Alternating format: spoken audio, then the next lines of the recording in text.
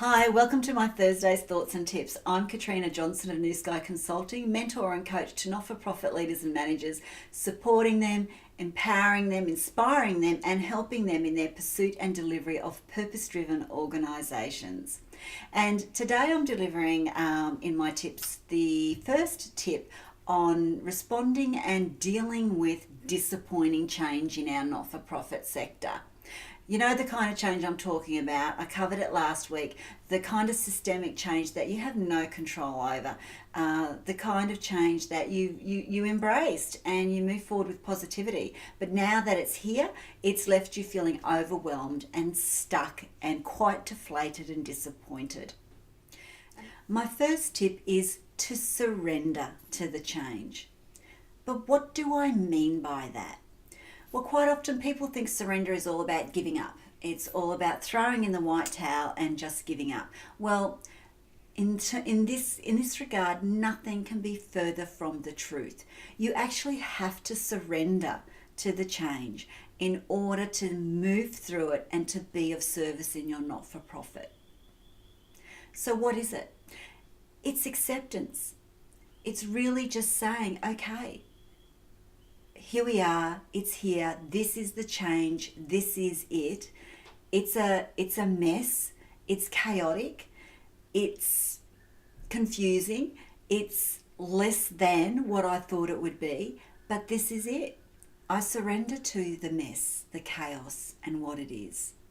And once you surrender, it does a number of things. And the first and main thing it does is it moves you out of that space of fight, flight, and resist, which really are ego-based responses, and it takes you out of that space to a space where you can start to be in the present, and you can start to think about, well, now that this is what I'm dealing with, what can I do?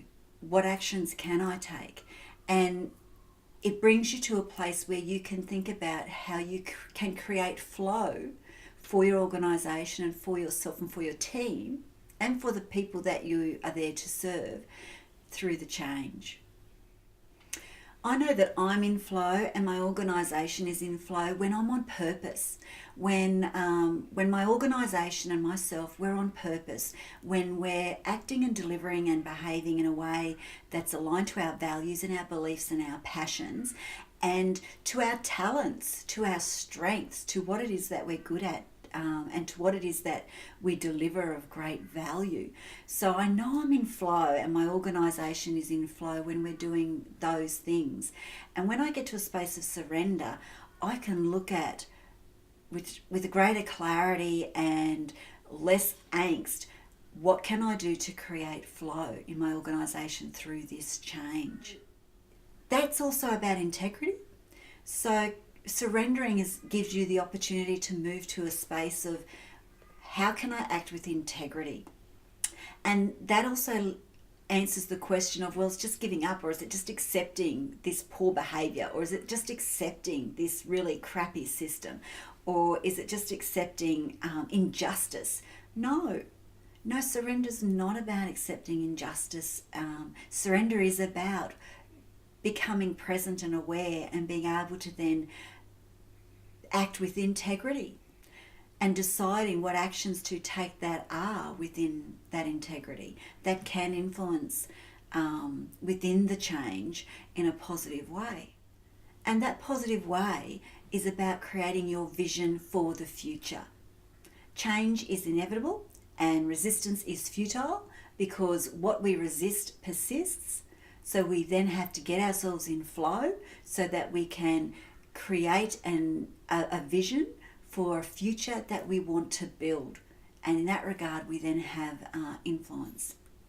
That's my first step, is to surrender to the change.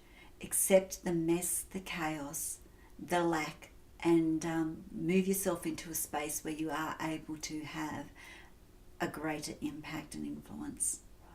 I hope you join me next week where I'll be talking about my next step, which is all about understanding what it is that you can control when you're in disappointing change. Thanks for joining me. Have a great week and lead bravely, and I look forward to seeing you again. Bye for now.